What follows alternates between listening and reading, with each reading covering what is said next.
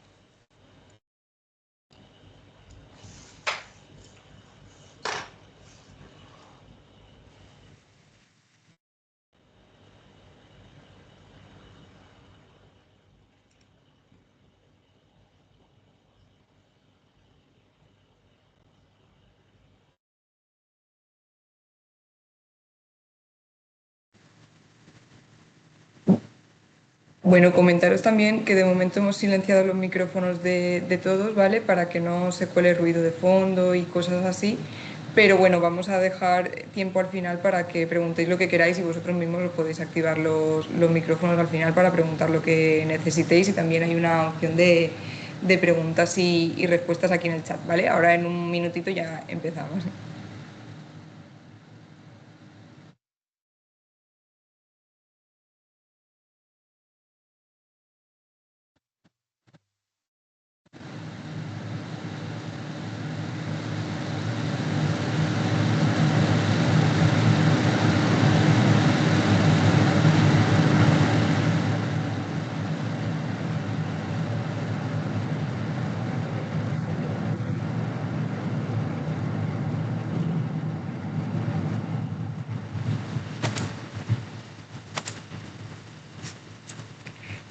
Bueno, yo creo que podemos ir empezando ya. Perfecto. Si se une alguien más, pues ahora que se ponga el día y listo. Nada, pues buenos días a todos y a todas. Muchas gracias por estar aquí hoy con nosotros en esta mañana de martes. Primero, advertencias legales por si alguien no lo ha escuchado al principio. La sesión se está grabando, ¿vale? Simplemente es para compartirlo entre los propios asistentes y algunas personas que se han inscrito pero no van a poder participar, ¿vale? De todas formas, si a alguien le molesta que salga su cara, simplemente que desactive su cámara y la puede volver a activar en el momento que quiera. Los micrófonos, como decía, de momento los hemos desactivado nosotros, ¿vale? Para que no se cuele ruido de fondo ni ninguna cosita así, pero al final vamos a dejar un turno de preguntas para que lo activéis y podéis comentarnos lo que necesitéis. También hay una opción de preguntas y respuestas por si preferís escribir la pregunta y no hablar. Y dicho esto, pues nada, advertencias legales hechas, vamos a ir empezando. La sesión de hoy es para un poquito informar sobre el sistema interno de información o canal de denuncias que, como sabéis, hace muy poquito pues ha puesto en marcha esta autoridad de control y ha habido un poquito de revuelo. Entonces, bueno, es para aclarar en la medida de lo posible, porque hay cosas que todavía no están muy claras, las dudas que van surgiendo con este tema. Presento a mi compañero Aitor, que es consultor, es bastante especializado tanto en compliance como en gestión del canal de denuncias, y yo soy Inés, que soy la responsable del servicio. Dicho esto, yo me callo y dejo a mi compañero que vaya empezando. Muchas gracias, Inés, y muchas gracias a todos los que habéis encontrado un ratito para dedicarnos. Efectivamente, nos toca hoy hablar nuevamente de canales de denuncias y digo que nos toca hablar nuevamente porque hemos hablado largo y tendido durante todo este tiempo que hemos tenido la ley vigente, pero no teníamos autoridad. Ahora tenemos autoridad, ahora tenemos además el procedimiento para comunicar el responsable y es una cuestión que ha generado mucha doctrina, mucha conversación en el ámbito académico, pero hasta ahora no teníamos una autoridad que dijera esto se hace así, se hace de esta manera o se hace de esta otra. Entonces, ahora por fin empezamos a tener unas ciertas directrices de lo que se espera de nosotros en materia de canales de denuncias. Y un poquito el objetivo de este webinar es pues tratar de aclararos en la medida de lo posible todos aquellos aspectos sobre los que todavía hay cierta oscuridad o cierta duda en esta materia. Entonces, si me permitís, vamos a empezar hablando un poco de la finalidad. ¿Qué esperamos con los canales de denuncias? Cualquiera que haya hecho pues, una investigación pues, medianamente haya visto noticias, haya mirado sobre todo en el ámbito norteamericano, que es donde empezó todo este tema de los canales de denuncias para empresas y demás, pues habrá visto que en muchos casos aquellas personas que se atrevían a dar un paso al frente, a alzar la voz y a denunciar pues, determinadas situaciones de incumplimiento o de irregularidades que se estaban produciendo en sus compañías, terminaban bastante mal, tanto en el ámbito laboral, incluso luego había pues, un acoso terrible contra estas personas y un poco el objetivo que ha tenido, pues por un lado la Unión Europea con la directiva Whistleblower y luego su transposición en el ordenamiento jurídico español mediante la Ley 2/2023, es proporcionar un marco seguro a todas estas personas que deciden pues, dar un paso al frente para que puedan hacerlo sin temor a represalias. Y sobre esto voy a insistir bastante, dado que uno de los puntos donde la nueva Agencia de Protección al Informante va a poner el foco va a ser en que no se produzca ningún tipo de represalias. Y, como digo, me vais a oír repetir esto durante toda la presentación. También es importante hablar de la confidencialidad que tienen que tener estos canales. Obviamente va de la mano también de esta protección frente a represalias, sobre todo para proteger a los informantes de cualquier tipo de acoso posteriormente, ya sea de sus propios compañeros o de cualquier superior al que esté implicado en la conducta que se haya denunciado. Entonces es muy importante que la identidad de estas personas permanezca, se mantenga confidencial. Por otro lado, también resulta muy interesante de cara a la instrucción de los casos que cualquier testigo, cualquier persona que pueda aportar información también se mantenga la confidencialidad sobre su identidad y se lleve todo pues, de una manera reservada a fin de salvaguardar cualquier tipo de medio probatorio que podamos encontrar durante la instrucción. También es importante, y la norma así lo ha establecido, mantener una gestión diligente y trazable, como ponemos aquí, es decir, como en compliance, todas las actuaciones que se realizan en compliance deben de estar debidamente documentadas. No nos sirven palabras al aire, no nos sirve una mera intención, todo tiene que estar documentado, tiene que estar aprobado por las personas que deben aprobarlo, ratificado si es necesario. Entonces esto es muy importante, más que nada porque luego nos va a servir de base para cualquier procedimiento posterior que pudiera derivar de nuestras investigaciones. Y todo esto lo que viene un poco a reforzar es la cultura de cumplimiento dentro de la empresa, de conocer que las irregularidades que se produzcan no van a quedar impunes, que la empresa va a tomarse la molestia de investigarlas y de tomar medidas en el caso de que sean necesarias, y que todo el personal, todas las personas implicadas en la actividad de la empresa conozcan esto.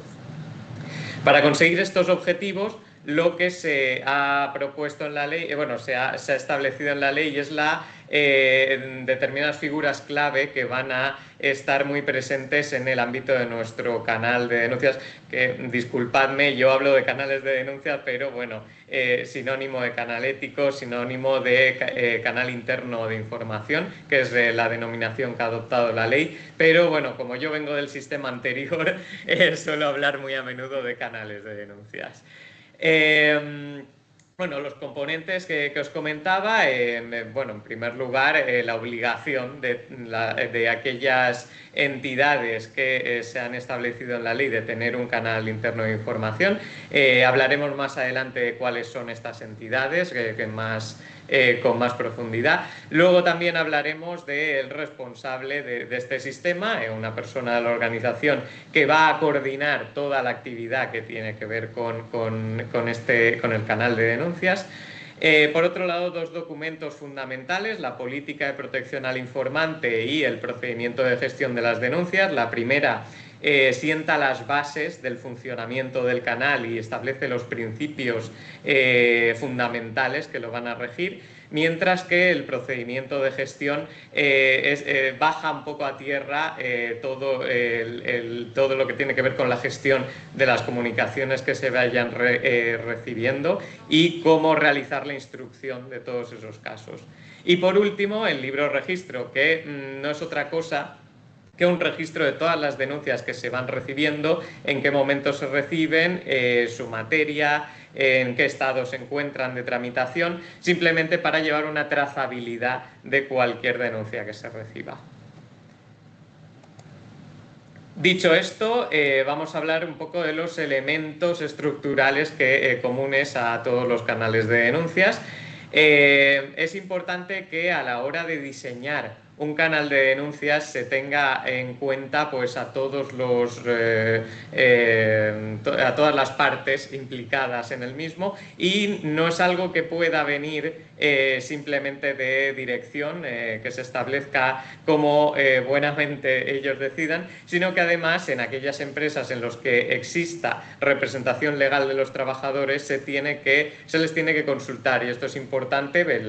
La Autoridad Independiente de Protección al Informante ha insistido bastante en ello, de que se les tiene que consultar y se les tiene que dar ocasión a que pues formulen sus recomendaciones o cualquier criterio que puedan tener respecto del canal. Una vez que ya tenemos el canal diseñado y se ha puesto en marcha, es importante también que se dé a conocer a todos los trabajadores, incluso a proveedores, que como vamos a ver a continuación, también pueden acceder a dicho canal y están plenamente legitimados a interponer comunicaciones. Se tiene que hacer una comunicación que yo os aconsejo que sea una comunicación trazable, es decir, pues por correo electrónico o por cualquier medio que nos permita acreditar que, oye, la persona la ha recibido y pues mínimamente se ha dado por enterada, ¿vale? Respecto al ámbito subjetivo, como decimos aquí, es un ámbito subjetivo muy amplio. No solo nos recoge personas que estén, digamos, internas en la organización, pues directivos, trabajadores, accionistas, en el caso de que se tengan, sino que además se amplía pues a proveedores, trabajadores de proveedores, personas en prácticas, personas que opten a un puesto de trabajo y puedan y por cualquier motivo se den cuenta de que existe una irregularidad. Entonces, no podemos quedarnos en que el canal de denuncias es solo para los trabajadores de la compañía, sino que es para un círculo muy amplio. E igualmente, también tenemos una amplia tipología de infracciones que recaen sobre el ámbito de aplicación del canal de denuncias, dado que la transposición de la directiva al ordenamiento español con la Ley 2/2023 estableció que cualquier delito o infracción administrativa grave o muy grave es susceptible de ser denunciable a través de un canal. Entonces, esto ha abierto la puerta a un sinfín de conductas que pueden integrarse dentro de los canales. Además de ello, no solo estos casos entrarían dentro del ámbito del canal de denuncias, sino también infracciones del derecho de la Unión Europea, e incluso hay empresas que abren el canal al cumplimiento de su propio código ético, lo cual desde el punto de vista del compliance es muy aconsejable, pero tampoco es esencial. Las tipologías de infracciones esenciales son tanto los delitos, infracciones administrativas graves o muy graves, como los incumplimientos del derecho de la Unión Europea que se enumeran dentro de lo que es la Ley 2/2023. A la hora de diseñar un canal interno de información, un canal de denuncias, tenemos que tener en cuenta varios factores. En primer lugar, la ley nos obliga a admitir denuncias tanto escritas como verbales.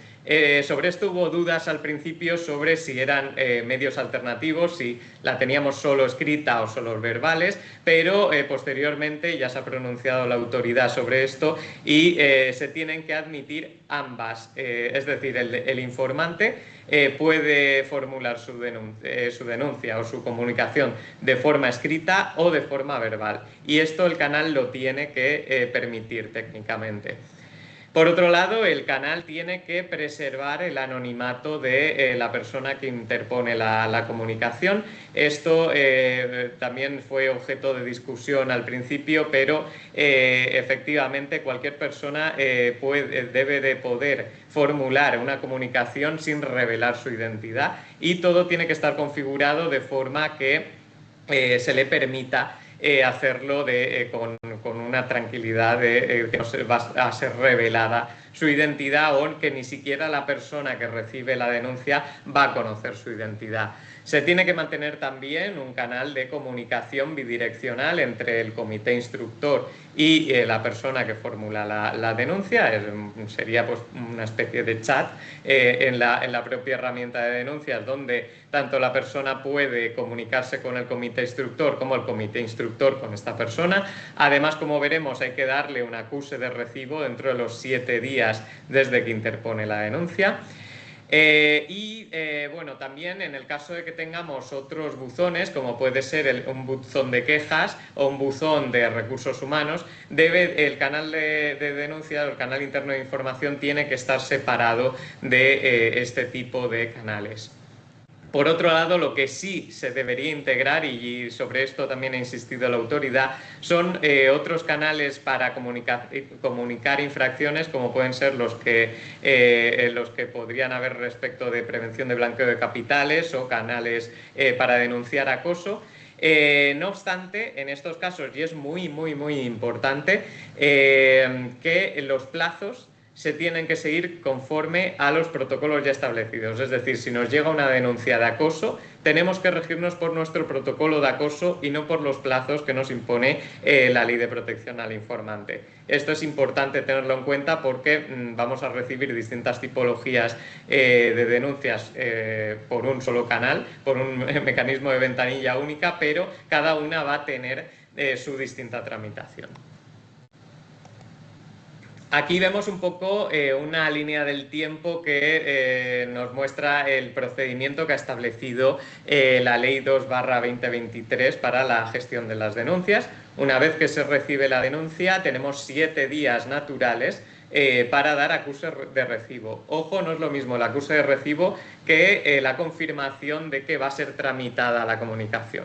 El acuse de recibo es simplemente confirmar que hemos recibido la comunicación, que nos hemos dado por enterados, y ya más adelante, a partir de este acuse de recibo, disponemos de 3 meses para decidir, en primer lugar, si se tramita o no la denuncia, si recae sobre el objeto del canal o en su caso, motivadamente siempre, se rechaza. Y para realizar la instrucción de los casos. ¿Qué ocurre? En muchos casos estos 3 meses se quedan muy cortos para realizar una instrucción seria de determinadas denuncias que se reciben. Para estos casos, la ley nos permite adoptar una prórroga de 3 meses más, para la investigación de estos casos. Ya transcurridos esos 6 meses en total, ya no habría posibilidad de prorrogar más la investigación, aunque incluso en estos casos hay veces que nos quedamos cortos, pero la ley no ha previsto una tercera prórroga ni ningún mecanismo adicional. Sobre esto, bueno, es importante que en el caso de que se vaya a adoptar la prórroga, se debe informar antes de que transcurran los 3 primeros meses al informante de que se va a proceder a ampliar este plazo y del motivo que lo ha suscitado. Sí, ahí es fundamental que la prórroga sea motivada, no porque yo no he sido diligente en hacer la investigación y no me he dado tiempo, lo prorrogo. Tiene que ser lógicamente por causas justificadas. Efectivamente, pues casos que haya un elevado número de documentación a revisar, o sea, un caso especialmente enrevesado. En estos casos podemos ampliar. Si realmente no hemos hecho nada durante los 3 primeros meses, pues ya estaríamos incumpliendo. Vale, entre las figuras que he comentado al principio, figuras fundamentales del canal de denuncias, se ha establecido la figura del responsable del sistema. Un poco para hacer una idea gráfica de esto, sería como en un partido de fútbol el entrenador, es decir, una persona que coordina y dirige la actuación, en este caso los de equipos de instrucción o de investigación, que van a ser los que realmente salgan al campo y recaben las distintas pruebas, las distintas evidencias, si las hay, del caso de la comunicación que ha llegado. Entonces, es importante que la ley nos permite bien tener un responsable, una persona física, que sea la persona responsable del sistema, como un comité formado por varias personas, que se aconseja que no excedan los 5 o 6 miembros. La ley en sí no establece un número máximo de miembros, pero sí que es verdad que a veces es complicado coordinar la confidencialidad propia del canal con un comité que tenga pues 15-20 personas. Además, llegar a acuerdos es mucho más complicado. Entonces, lo que la autoridad ha aconsejado es que estos comités no tengan más de 5 o 6 miembros. Respecto a las características que tiene que tener el responsable del sistema, es importante que sea una persona que tenga poderes autónomos dentro de la organización.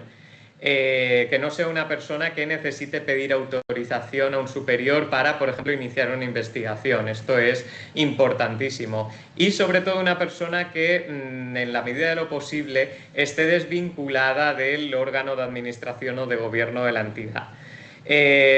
Sí que es posible que en determinados supuestos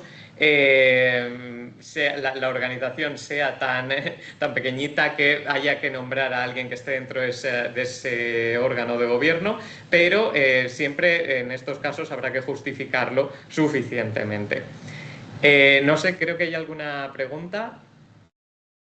Sí, hola, buenos días. ¿Qué tal? Hola, Óscar. Disculpad, no sé si la dinámica podemos hacer preguntas o queréis que lo hagamos al final para no interrumpirlo. Bueno, estaba pensado hacerlos al final, pero si quieres, ya que te has lanzado, puedes formularla, no hay problema. Bueno, no era mi voluntad, ni mucho menos, simplemente es porque me ha surgido la duda al respecto de, ¿es posible que el responsable del sistema pudiese ser un servicio que prestásemos nosotros de manera externa a la organización? En principio no, y te voy a explicar por qué. En el caso de que sea un órgano unipersonal, en ese caso no habría posibilidad de que sea un externo. ¿Cuándo hay posibilidad de que intervengan externos como responsables del sistema? En un órgano colegiado, en el cual una de las personas, al menos, tiene que ser de la organización. El resto podrían ser externos. Pero en ese caso sí que podría ofrecerse un servicio externo responsable, pero siempre teniendo en cuenta que el órgano tiene que ser colegiado y al menos una persona de la empresa que cumpla con las características que estaba comentando sea parte del mismo. Bueno, muchas gracias. Gracias a ti. Vale, respecto del responsable del sistema, es importante destacar que la ley ha establecido que se tiene que comunicar a los organismos, a los organismos de protección al informante, en nuestro caso la Autoridad Independiente de Protección al Informante o los organismos autonómicos que corresponda. Que voy a pasar a continuación. Bueno, aquí también comentar antes de meterme en el tema autonómico y central, comentar en el caso de grupos de empresas. El responsable del sistema, como sabéis, las empresas, los grupos de empresas, que siempre que ninguna de sus empresas incluidas en el grupo superen los 250 empleados, pueden compartir un mismo canal interno de información. Entonces, en estos casos, el responsable podrá ser único, no hay ningún problema. Lo único que cada una de las organizaciones deberá comunicarlo a las autoridades que corresponda. Este trámite es un poquito complejo, más que nada porque podrían haber puesto un trámite único en el que se comunicasen un mismo responsable para distintas empresas, pero por ahora no han habilitado esta opción. Quizá en un futuro sí, pero por ahora no. Y obligación de comunicarlo lo tendrán únicamente aquellas empresas que superen los 50 empleados. Si hay otras empresas del grupo que no los superan, esas no estarán obligadas a comunicarlo. Vale, dicho esto, ¿a quién debemos comunicar? Porque, claro, tenemos aquí un juego entre autoridad central, la Autoridad Independiente de Protección al Informante, y las distintas autoridades de las comunidades autónomas. Por ahora, solo Cataluña, Comunidad Valenciana, Andalucía, Madrid, Castilla, León, Castilla-La Mancha, Galicia y Navarra, que son las que aparecen aquí, han nombrado un organismo para la gestión de la protección al informante, al cual algunas de ellas han habilitado un procedimiento para comunicar al responsable y otras todavía no lo han habilitado. Entonces, existe mucha confusión sobre a quién se tiene que comunicar ahora mismo el nombramiento del responsable del canal. Y un poco yo lo que suelo aconsejar es que se comunique tanto a la Autoridad Independiente de Protección al Informante como, en el caso de estar en la sede central de la organización, en una de las comunidades autónomas donde existe autoridad designada, pues que también se comunique en ella. El problema es que determinadas comunidades autónomas han regulado esto de forma de que en el caso de que exista un establecimiento en el ámbito territorial de esa comunidad autónoma, también han establecido la obligación de informar. Entonces hay que ir un poco caso por caso viendo a quién se comunica el responsable del canal. En cualquier caso, el criterio que en determinadas charlas ha establecido la Autoridad Independiente de Protección al Informante es el que pongo aquí, el siguiente. En el caso de que nuestra empresa actúe únicamente en el ámbito de una comunidad autónoma y esa comunidad autónoma no tenga una autoridad designada, habrá que comunicar a la autoridad independiente, a la central. En el caso de que sí exista este órgano, pues se comunica a la autoridad autonómica.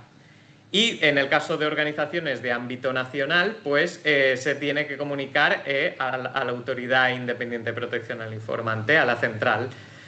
No obstante, yo insisto, yo también aconsejaría en aquellas comunidades autónomas, en el caso de que estemos, al menos la sede central de la empresa esté en una comunidad autónoma que haya designado su propia autoridad, pues también aconsejo comunicarlo porque al fin y al cabo es un trámite que no cuesta mucho y nos quedamos tranquilos en ese aspecto. ¿Cómo se hace? En este caso nos hemos basado hay una guía muy buena que ha sacado la Autoridad Independiente de Protección al Informante respecto del proceso para notificar al responsable. Realmente es un proceso que es muy sencillo, pero que sí que conlleva pues, una serie de pasos que pueden parecer a alguien que no esté familiarizado pues un poco confusos o un poco excesivos, pero bueno, una vez que ya se maneja y se ve el formulario y se ha hecho pues, varias veces, pues uno ya le pierde un poco el miedo. Antes de empezar es importante recabar pues, el certificado digital con el que se vaya a acceder. Esto es importante porque solo vamos a poder acceder al trámite mediante un certificado digital, bien sea el de la empresa o bien sea de una persona con poderes para realizar este trámite. Luego también necesitaremos el código CNAE de la empresa y en el caso de que se haya dado esta situación, que sea un representante de la empresa el que vaya a realizar la comunicación, el documento por el cual haya obtenido ese poder, bien sea un poder notarial, bien sea un nombramiento por el órgano de administración o de gobierno, en cualquier caso el documento que acredite esa representación. En primer lugar, el proceso nos pide que identifiquemos al interviniente, a la persona que lo va a interponer, y aquí deberemos presentar el documento acreditativo que comentaba. Luego, en segundo lugar, nos va a preguntar por los datos del responsable o, en el caso de un órgano colegiado, los responsables, y aquí será importante tener un nombramiento del órgano de administración o de gobierno en el cual se designe bien ese órgano colegiado o se determine que tal persona va a ser el responsable del canal. ¿Por qué? Porque aquí nos van a pedir que lo adjuntemos. Además, se debe indicar si la persona que se nombra tiene poderes delegados para la gestión de las denuncias. En el caso de que el nombramiento sea unipersonal, en todo caso va a tener este poder delegado, esta capacidad para la gestión de las denuncias, por su propia idiosincrasia, y en el caso de un órgano colegiado pues habrá que designar por los miembros que tengan esta capacidad. Por otro lado, es importante también luego destacar la diferencia que existe entre los órganos de la administración pública y los órganos del sector privado, más que nada porque luego nos aparece un cuestionario distinguido entre si es un órgano público o privado, y es importante que solo rellenemos el que realmente nos aplica. El otro se puede dejar perfectamente en blanco, no nos van a poner ninguna pega ni ningún problema. Lo digo porque han habido clientes que han puesto a rellenar todo, aunque no les aplique, y luego puede generar confusión, más que nada. También, también tendremos que indicar una de las cuestiones que genera más controversias, una que indica si el que está comunicando, la entidad que está comunicando es una entidad de control. Esto solo aplica a entidades que estén organismos reguladores o entidades por el estilo. Entonces, por lo general, habrá que indicar que no, salvo que efectivamente se trate de una de estas entidades de control. Pero por lo general, esa casilla habrá que marcar el no. Y por último, nos hacen como una especie de preguntas sobre ciertas leyes, en plan, ¿le aplica la ley? No sé qué tal. Nos habla de actividades reguladas, pues se trata de organizaciones que están sujetas, pues por ejemplo, organismos de telecomunicación, servicios de correo, organizaciones sujetas a la Ley de Prevención de Blanqueo de Capitales y financiación del terrorismo, organizaciones que también tengan obligaciones medioambientales y demás. Por lo general, cada uno sabrá si le aplica o no estos tipos de regulación, pero por lo general no aplicarán en la mayoría de casos. Esas preguntas las hace, que de hecho lo había un poco reportado en esta otra diapositiva, porque son errores frecuentes. Esas preguntas de los sectores las hace porque en estos sectores que estaba comentando el compañero, en tema de prevención de blanqueo de capitales, en temas de medio ambiente, etcétera, hay un apartado de la ley que dice que aunque no tengamos 50 personas trabajadoras, vamos a estar obligados independientemente del número de personal. Por eso el formulario nos pregunta específicamente por algunos sectores. Y bueno, además de ese punto y el del sector público que ya ha apuntado mi compañero, simplemente también matizar que hay una pregunta que se refiere a si la entidad recibe o gestiona fondos públicos. Esta pregunta, que la pone ahí suelta sin vincular a nada, en realidad en la ley está vinculada solamente a partidos políticos, a sindicatos y a organizaciones empresariales, no al resto de empresas. Por tanto, si somos una entidad privada que recibimos fondos públicos, pero no somos ni un partido, ni un sindicato, ni una organización empresarial, pues tendremos que marcar que no, ¿vale? Que ese es un error común. Y ya si hemos caído en alguna de estas trampas, ¿no?, que el propio formulario nos pone, porque la verdad es que podría ser más claro y bueno, nos hemos equivocado, pues ¿qué pasa? Ahora mismo el formulario no permite hacer ninguna modificación, lo único que nos deja es hacer una baja, es decir, tendríamos que hacer un formulario de baja volviendo a repetir todos los datos en los que nos hemos equivocado y luego realizar una nueva alta. Esto es previsible que próximamente se modifique, ¿vale? Pero a día de hoy pues estamos así. Claro, también es importante destacar que en el caso contrario, en el caso de que queramos realizar una baja o un cese del responsable del canal, hay dos situaciones, que es la baja, en la cual pues es el propio responsable el que no quiere continuar ejerciendo las funciones, o bien deja la empresa o cualquier cosa por el estilo, en cuyo caso simplemente se debe notificar la baja sin necesidad de justificar nada en absoluto. Y luego tenemos la baja por cese, que es en el caso de que el órgano de administración y de gobierno decida que esa persona o ese miembro de comité ya no va a continuar ejerciendo las funciones del responsable del canal, en cuyo caso sí que deberá acompañarse el acta oportuna acreditando ese cese. A ver. Bueno, aquí os voy a hablar un poco de las particularidades que tiene cada tipo de entidad. Como sabéis, en el sector privado, las empresas, como ha comentado antes Inés, tanto las empresas de 50 o más trabajadores como determinadas organizaciones que recaen sobre determinados ámbitos, pues prevención del blanqueo de capitales y otras actividades reguladas, están obligadas a tener un canal de denuncias independientemente de su personal, del número de trabajadores que tenga. Respecto de este personal, a quién consideramos miembro del personal o a quién no, pues se aplica un poco lo que ocurre en el caso de protocolos de acoso o protocolos de igualdad, que se tiene por trabajador en la empresa, pues a todos los que estén tanto en jornada completa como parcial, y bueno, existen también unas reglas para aquellos que solo ejerzan temporalmente actividad y demás, pero bueno, no vamos a entrar ahora en esto porque si no nos daría para otro webinar y vamos bastante justos de tiempo todos. Respecto de la administración, bueno, están obligados también pues todos los ayuntamientos, diputaciones, organismos públicos, entidades públicas empresariales, independientemente del número de personales o número de personal o número de habitantes que tenga la población, en el caso de los ayuntamientos. Lo que sí se permite es que en aquellos municipios que tengan menos de 10.000 habitantes se agrupen en un mismo canal de denuncias, en cuyo caso pues se aplica lo mismo que sucedería en los grupos de empresas en el sector privado.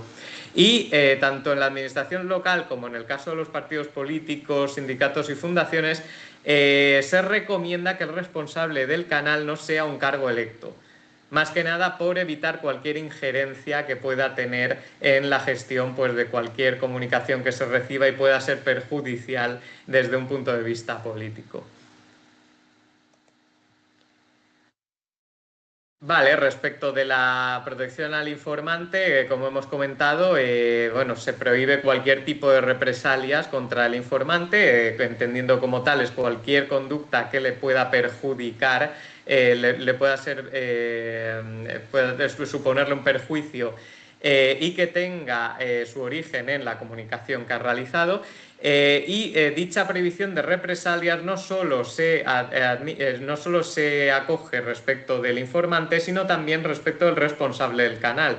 ¿Por qué? Porque va a ser una persona que, como promotor de los mecanismos de investigación que se adopten, pues también quizá va a levantar determinadas animadversiones dentro de la empresa. Entonces, también la autoridad independiente ha insistido bastante en que esta protección también se da al responsable del canal.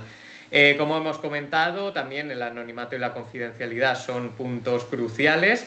Se deberá informar además respecto de los canales externos que existen. El canal externo es básicamente el de las autoridades de protección al informante, tanto la IPI como las distintas autoridades autonómicas.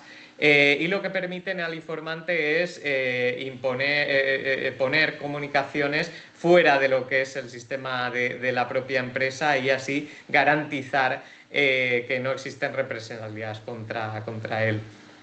Y bueno, el sistema interno de información, como cualquier elemento de cumplimiento normativo, no es algo estático, no es algo que se apruebe y quede estático ya para siempre, sino que es un mecanismo vivo que siempre tiene que estar al día y siempre adaptado pues a la distinta casuística y a las distintas situaciones que se presenten en cada una de las empresas.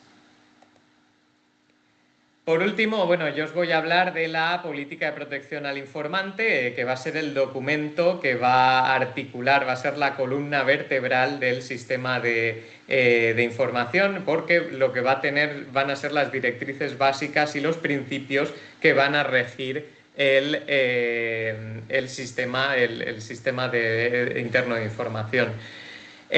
Por ello tiene que tener un contenido mínimo que bueno, sería la definición del ámbito subjetivo, quién puede acceder al canal, el ámbito material que se puede denunciar a través del canal, las garantías que tiene cualquier persona que acuda al canal para informar de una irregularidad de la que tenga noticia, los derechos que tiene tanto esta persona como la persona contra la que se dirige la comunicación.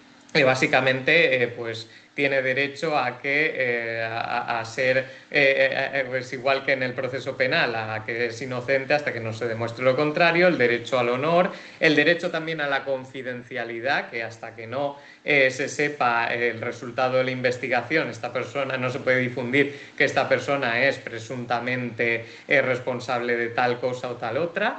Y por último, el documento también debería de establecer unas pautas mínimas para garantizar la independencia del órgano o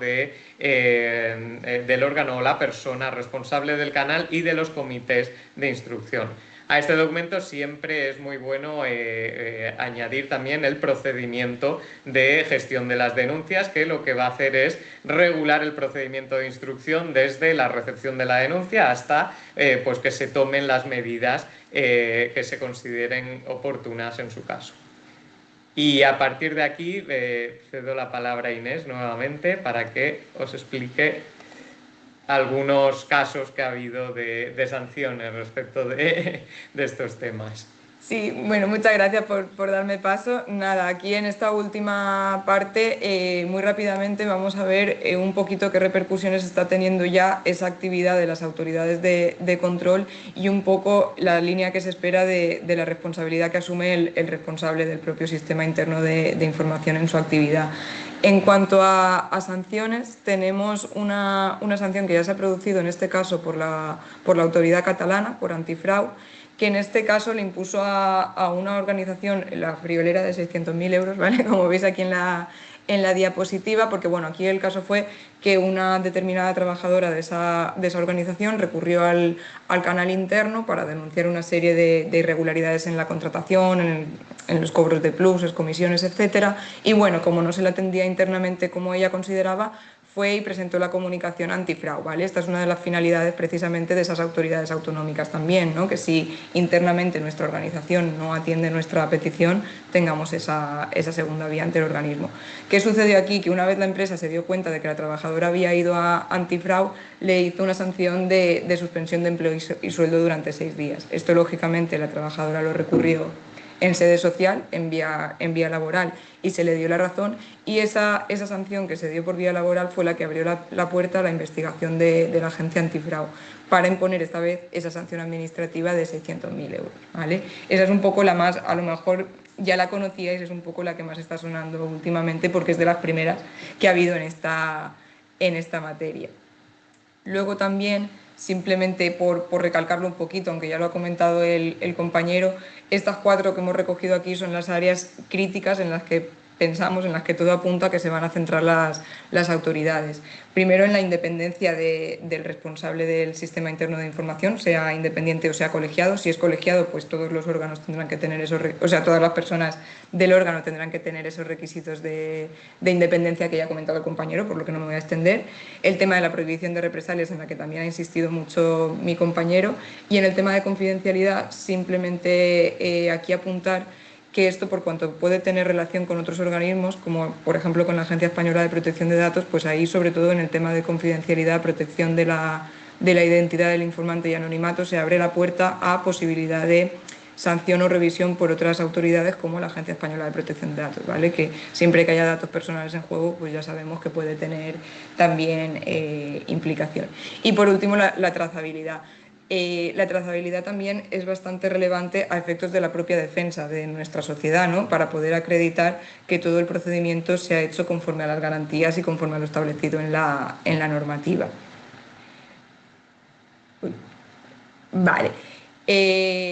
Otro punto a tener importante que quería un poco poner sobre la mesa es, al final, qué tipo de responsabilidad puede tener o podría tener, ¿vale? Aquí también veremos qué van diciendo los tribunales al respecto, porque esto es algo bastante novedoso, pero un poco podría plantearse qué tipo de responsabilidad puede tener ese responsable del sistema, ¿no? En caso de que no gestione correctamente el propio sistema, se le pasen los plazos o no atienda la comunicación o haga cualquier tipo de irregularidad. Aquí la doctrina, esto de momento es a nivel doctrinal, todavía no tenemos sanciones firmes o resoluciones más específicas. A nivel doctrinal se está distinguiendo entre si el delito ya ha sido consumado o si el delito es un delito continuado, que se está manteniendo ahora mismo. Si el delito ya se ha consumado, en principio no es posible la participación del responsable, por lo tanto no habría esa responsabilidad penal para el responsable del sistema interno de información, sin perjuicio de la responsabilidad penal que corresponda a las personas que efectivamente han cometido el delito, ¿vale? o la infracción. En todo caso, cabría, quizá en algún supuesto específico, plantearse como encubrimiento si esa persona pues ha participado activamente para encubrir el delito, pero sería un supuesto muy puntual y no sería algo habitual. Distinto sería que el delito se siga realizando en el momento en que se ha recibido la comunicación y en el momento en que no se ha gestionado debidamente esa comunicación. Ahí quizás sí cabría esa participación del responsable del sistema interno como en la modalidad de imprudencia, ¿vale? Ahí sí que cabría derivar esa posible responsabilidad penal por actuación imprudente del responsable del sistema. Aquí, claro, habría que acreditar que ese delito se podría haber evitado si el responsable hubiera hecho su trabajo, por así decir, ¿vale? Que eso llevaría a un procedimiento judicial, no sería una responsabilidad tan directa, habría que ir a un juicio, pero bueno, que dado el caso, tengamos claro que podría llegar a exigirse ese tipo de responsabilidad. Luego también otra cuestión que se plantea es qué tipo de responsabilidad puede tener esa figura, el responsable del sistema, por la denuncia o no denuncia a las autoridades. Esto, en caso de denuncia a las autoridades, ahora parece que se ha aclarado bastante con esta norma, pero es un hecho que no era tan claro hace unos años. Lo ha comentado un poco al inicio mi compañero. Cuando no teníamos esta directiva whistleblowing o esta ley de protección al informante, alguna vez incluso se llegó a considerar que cuando tú comunicabas un delito de tu propia empresa era vulneración del secreto empresarial. Fijaros qué contradicción, ¿no? O sea, por de buena fe denunciar un hecho delictivo se llegaba a condenar al trabajador. Esto ahora ya se ha establecido perfectamente claro ese criterio. Cuando denunciamos a las autoridades un posible incumplimiento de este tipo, no va a haber incumplimiento de la ley de secretos empresariales, ¿vale? Esto sí que está ya bastante asentado y, como decía el compañero, el criterio de la Autoridad de Protección de Informantes es que incluso ese responsable del sistema va a gozar de la misma protección que un informante. ¿Qué pasa en el caso contrario? Si nosotros conocemos de una infracción o un delito y la omitimos o nos la callamos. Aquí, en principio, la denuncia a las autoridades es una obligación que no deriva de esta ley de protección al informante, sino que deriva de la ley de enjuiciamiento criminal, ¿vale? Al final, la ley de enjuiciamiento criminal dice que cualquier persona, y de forma reforzada las personas que tengan un cargo que por su profesión conozca el delito, tienen obligación de denunciarlo a las autoridades. En caso de no denuncia, lo que establece la ley de enjuiciamiento criminal es una multa administrativa y no muy cuantiosa, ¿vale? Aquí tampoco derivaría esa responsabilidad penal, sino que lo que habría es una responsabilidad administrativa por incumplimiento de la obligación. Y luego hay otra cuestión que esto todavía es objeto de debate, que es el tema de la remisión de información al Ministerio Fiscal. Esta obligación sí que deriva de la Ley de Protección al Informante, está regulado en el artículo que os hemos contemplado aquí, y lo que dice este artículo es que cuando tenemos indicio de comisión de un delito tenemos que remitirlo inmediatamente al Ministerio Fiscal. Fijaos que dice cuando los hechos pudieran ser indiciariamente constitutivos de delito, es decir, tampoco exige que ya tengamos claro que efectivamente hay un delito, sino que es como una información previa, ¿no? Aquí sí que es cierto que esta información es de tipo administrativo, no equivale a poner una denuncia como en los casos que veíamos antes, pero sí que es cierto que aquí hay bastante debate doctrinal precisamente por lo que os recogíamos a continuación, es que no está tan claro que no contravenga ese derecho a la no autoincriminación que tienen las personas físicas y que también se extiende a las personas jurídicas. Entonces, bueno, habrá que ver cómo lo van interpretando las autoridades. A día de hoy, en principio, es una obligación, ¿vale? Lo establece así esta normativa, la Ley de Protección al Informante, y bueno, incluso se contemplan en la propia normativa como una infracción leve, sancionada con los importes que os he puesto aquí, según si es la persona física o la persona jurídica la que incumple la obligación. Y ya por último, la normativa permite que, esto sí que se recoge también en la Ley de Protección al Informante, la normativa permite que como responsable del sistema interno esté nombrada la misma persona que es Compliance Officer de la organización. Si en vuestra organización tenéis algún Compliance Officer o algún responsable de integridad. En estos casos, ¿qué pasa básicamente con la responsabilidad penal de ese Compliance Officer? Pues aquí esto no es nuevo por la Ley de Protección al Informante, sino que ya venía de su propio régimen de responsabilidad. Al final, un poco lo que viene entendiendo la doctrina con respecto a la responsabilidad penal del Compliance Officer es que solamente en principio va a poder responder penalmente si esa persona tiene delegados los controles específicos sobre el delito que se ha cometido. Es decir, si yo además de Compliance Officer soy el responsable de los controles financieros para evitar que se dé blanqueo de capitales en mi empresa y resulta que se da blanqueo de capitales en mi empresa, pues ahí, por ejemplo, se me podría derivar responsabilidad por imprudencia, ¿vale? Aunque será en supuestos muy puntuales, y en esto tampoco nos vamos a extender más porque, como os digo, viene más de la responsabilidad del compliance, pero bueno, creo que estaba bien mencionarlo por cuanto puede coincidir en la misma figura. Y ya un poco a modo de repaso final, y os dejamos por si alguien más tiene alguna duda o alguna cosita que comentar, hemos puesto como una especie de más que checklist, pues de puntos a considerar, ¿no? Que tenemos que comprobar nosotros en nuestra empresa para cerciorarnos de que nuestro canal está bien y está correctamente implementado. Pues primero que tengamos un responsable designado y notificado a las autoridades que hemos dicho, ¿vale? Y ese responsable, como hemos dicho, tendrá que tener los requisitos de independencia, autonomía y los recursos para poder hacer su trabajo, ¿vale? Como ya ha adelantado el compañero. Y la comunicación tendrá que hacerse, pues, dependiendo de los territorios que nos movamos, a la autoridad central, a la IPI, a nuestra comunidad autónoma o a las dos, ¿vale? Dependiendo de los casos. Como segundo punto, importante también el tema de la gobernanza, muy relacionado con el tema de las políticas y procedimientos que comentaba el compañero, tener esos documentos vigentes que reflejen en realidad cómo se gestiona, sobre todo el procedimiento, cómo se gestiona nuestra herramienta, y luego también importante que se incluyan mecanismos para detectar y prevenir posibles represalias, ¿no? Era uno de los puntos críticos que comentábamos antes. También, como buena práctica, esto no es una obligación, simplemente es una buena práctica para el tema de la gobernanza, habría posibilidad de adherirse a otros estándares internacionales como una ISO, que hay específica para la gestión de sistemas internos de información, ¿vale? Entonces, bueno, eso sería una opción, no es una obligación. Y luego también cerciorarnos de que nuestro canal, de que existe, lo primero, y de que está operativo. Para eso tenemos que asegurarnos de que está puesto en la página web, ¿vale? Si tenemos página web, es una obligación de la ley publicarlo en ese sitio web corporativo, y luego también asegurarnos de que nuestro canal garantiza, pues lo que también hemos insistido mucho a lo largo de la presentación, la confidencialidad y la trazabilidad de todos los expedientes. En este sentido es pues recomendable que la herramienta esté certificada. Por ejemplo, los que trabajáis con nuestra herramienta sabéis que el servicio está certificado tanto en Esquema Nacional de Seguridad como en ISO 27001, pues en fin, es algo que da garantías adicionales al sistema de información que estamos utilizando. Y luego, por último, pero casi que lo podría haber puesto lo primero porque en realidad va antes, es el tema de la gestión de las relaciones laborales. Como ha comentado mi compañero, requisito la notificación previa a la representación legal de las personas trabajadoras por el procedimiento de consulta. Y también, pues bueno, no quería dejar de insistir en la formación al personal, formación que debe darse tanto al propio gestor o al propio responsable del sistema de información, ¿vale? Al final es lógico, la persona que gestiona la herramienta debe saber cómo gestionarla. Y luego también a las personas trabajadoras, ¿vale? Porque aunque hay una obligación que es específica para cualquier persona trabajadora, que es que si alguien, quien sea de la empresa, recibe una comunicación que podría ser objeto del canal, pero la persona por lo que sea se la dice a un compañero o a cualquier persona y no la pone en la vía oficial, pues esa persona que ha recibido la notificación tiene obligación a su vez de ponerla en el canal, ¿vale? Entonces, para esta circunstancia y para otras de este tipo, la Ley de Protección al Informante y también la Circular 1/2026, que es una recomendación que ha sacado ahora la Autoridad Independiente de Protección al Informante, insisten mucho en el punto de la formación, no solo a los responsables, sino a la plantilla en general. Y dicho esto, pues nada, hasta aquí hemos llegado, agradeceros la atención y ahora sí abrimos por si algún compañero o compañera quiere plantear alguna duda o alguna inquietud. Muchas gracias.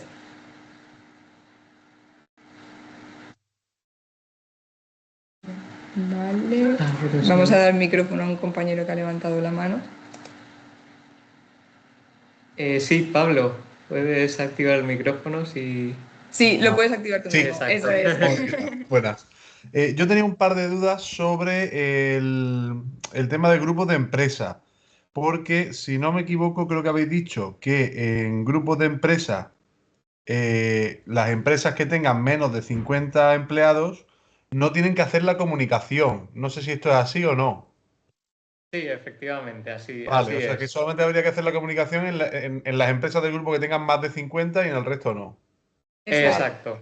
Vale, vale, vale. Es que estaba ya preparando, yo creo que de alguna ya hemos hecho de menos de 50, pero bueno, a ver si así podemos filtrar un poco, porque es que si no...